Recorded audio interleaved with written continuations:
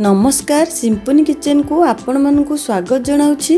गणेश पूजा special आज आमे मोदक प्रस्तुत करिबा। मोदक को केवल मु एठी खाली छेना रे ही बनौछि। ए छेना रे मु कोनोसी जिंस भी यूज करिबिनी। मो वीडियोटी को पूरा फुल वॉच करंतु। जदि आपण मानकु मो वीडियोटी पसंद आसीबो ताले लाइक शेयर करबा को भूलिबेनी। जदि आपण माने सिंपुनी किचन को सब्सक्राइब करि नाहंती ताले निश्चय सब्सक्राइब करि नियंतु। चलतु आमे प्रस्तुत करिबा छेना मोदक। एई टाइप रो गोटे छोटो टॉप नै जिबा।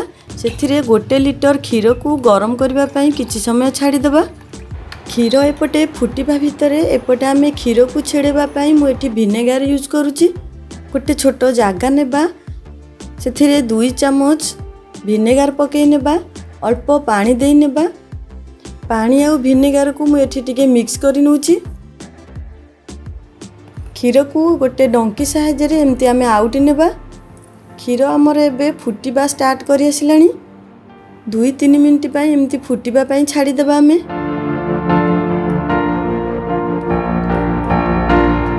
एबे मु विनेगर और पानी को जो रखिथिली ताको एबे क्षीर रे पकेई नेबी।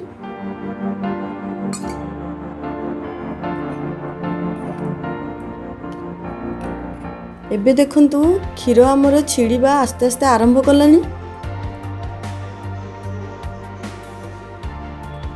एबे मु 10 मिनिट पई एमती याकू फुटिबा पई छाडी देबी।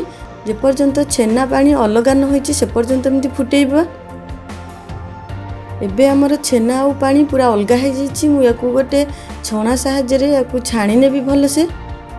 एबे गोटे प्लेट रे छेना को मु सब काढी नउची।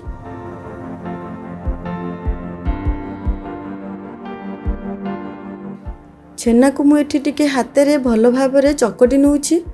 हाथर पापुली रे छेना को आपण माने एही परी चकटी नेबे भलो से। 5 मिनिट पई पापुली रे एमती हमें छेना को भल से चकटी नेबा। एबे एथि रे मु गोटे चम्मच चीनी नउची। चीनी को मु ग्राइंडिंग करि नेछि। आपण माने चाहिले एथि रे गुड़ मध्य पकेई परिबे। एही परी हाथर पापुली सहायता रे आमे 5 मिनिट चिकन करिकी भलो से चकटी नेबा।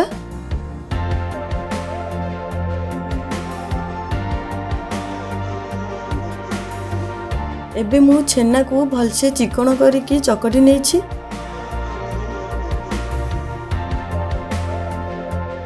एबे मु छेना रे पूरो देबा पई एठी मु खिसमिस नेछि। एबे मोर एठी गोटे भलो स्मूथ डो प्रस्तुत हो जाईछि। मोदक बनिया पई मु एमती गोटे छोटो छांचो नेछि। सेथिरे भल से घियो लगेई नेछि। छेना रो मु अल्प आनी छांचर पछपटे सबु भर्ती करि नउछि।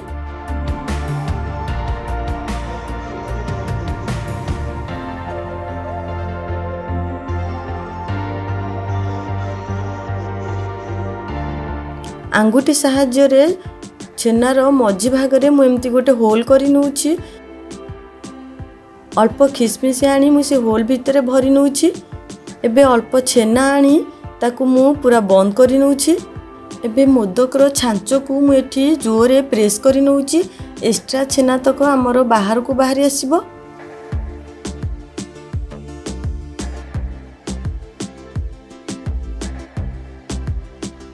एबे मु याकू खोली नउछि। देखंतु एठी मोर केते सुंदर भाबरे मोदक तयारी हे जाईछि।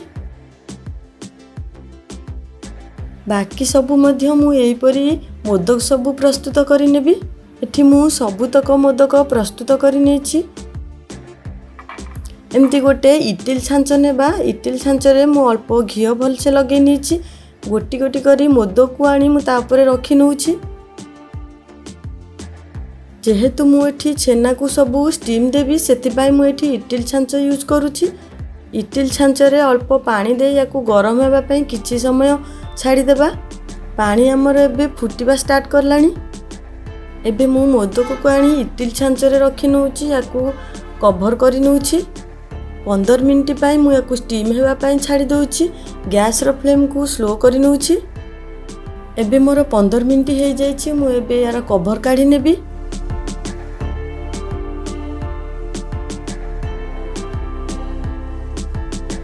एबे याकू मु ठंडा हेबा पई किछि समय छाडी दउछि। ଏବେ याकु मु गोटे प्लेट को काढ़ी नउची।